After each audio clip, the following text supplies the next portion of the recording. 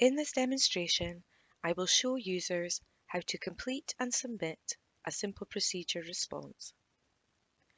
On successfully logging in to the Civil Online portal, users will be taken to this screen. All non-solicitor portal users will find a variety of advice and information icons on various pages throughout the portal.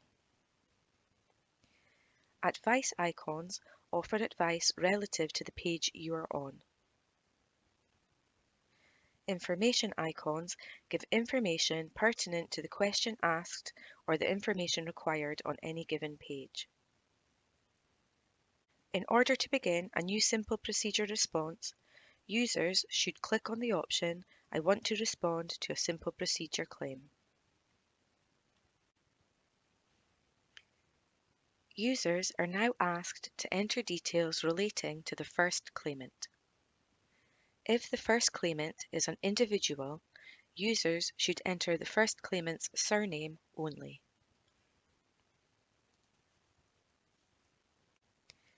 If the first claimant, however, is a company or organisation, the claimant's full name must be entered instead, exactly as it appears on the court documents that the respondent has been served with.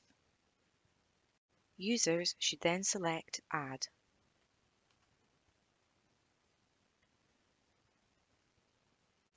If there are multiple respondents in the case, users will first be asked to confirm which respondent they are responding on behalf of.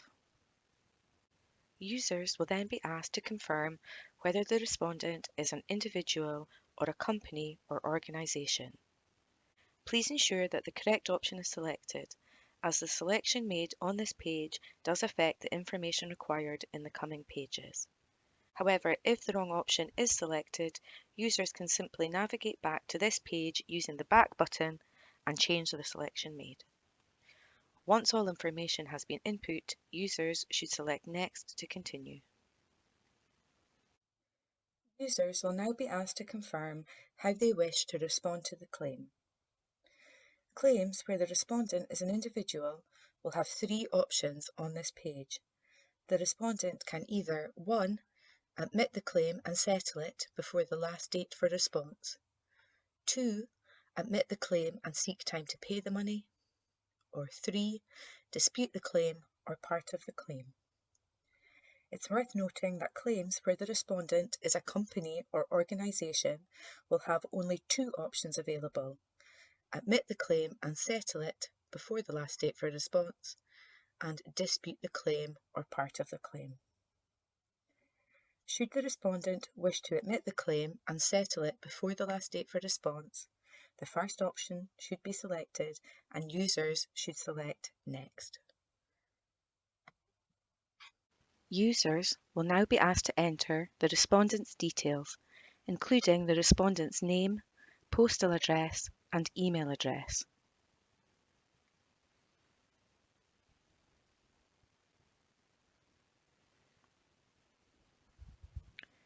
Users will also have to confirm the respondent's preferred method of contact. The portal will default to Civil Online, as this is the fastest and most efficient method of receiving case updates. However, manual intimations can be selected instead, although it is worth noting that manual intimations will usually result in a delay in receiving case updates, as these require a member of SCTS staff to manually prepare and send either a letter or email. Should the user wish to add an additional respondent who has not already been named in the claim, the Add an Additional Respondent button should be selected. The additional respondent's details can then be entered in the same way.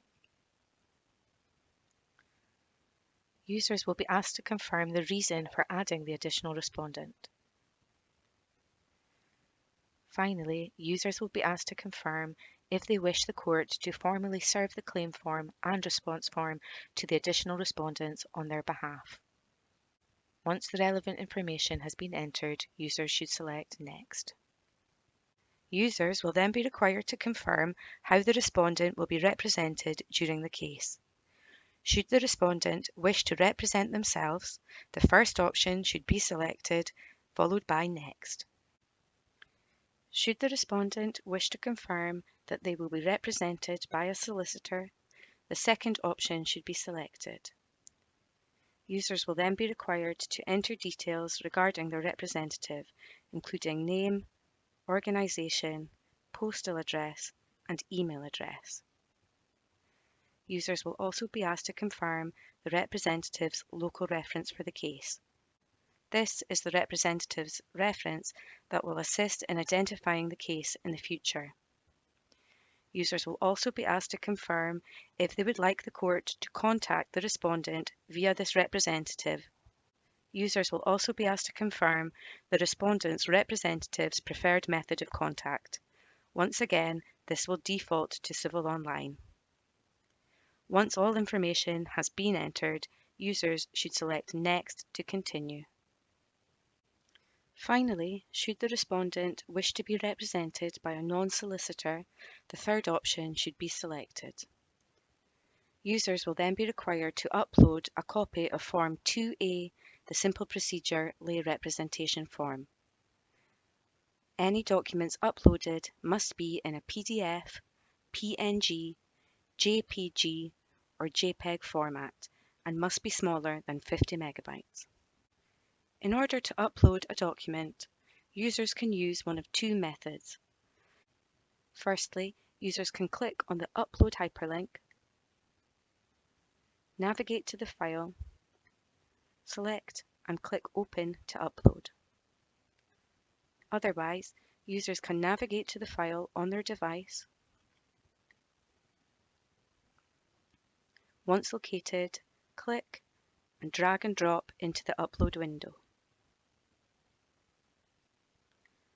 Once the Form 2A has been uploaded, users will be asked to complete details of the lay representative, including their name, organisation if applicable, postal address, and email address.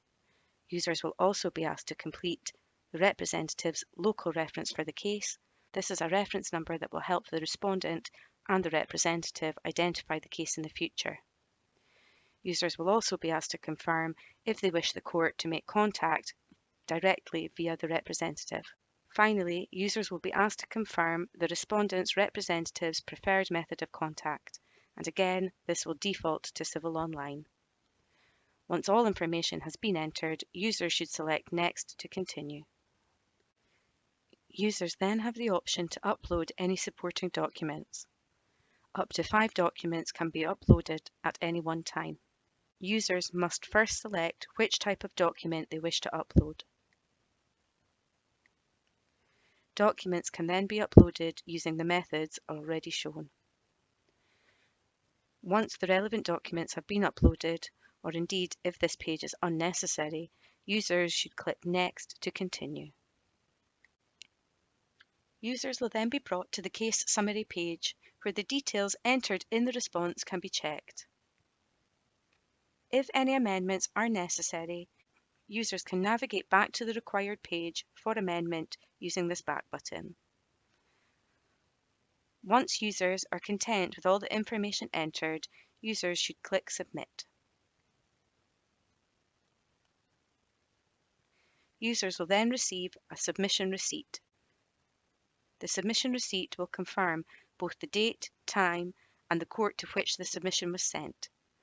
From this page, users can print a receipt, download a copy of a receipt, or download a copy of the response form. Should users wish to continue using the portal, they can click Return to Welcome page. Otherwise, users can click Log Out to exit from the portal.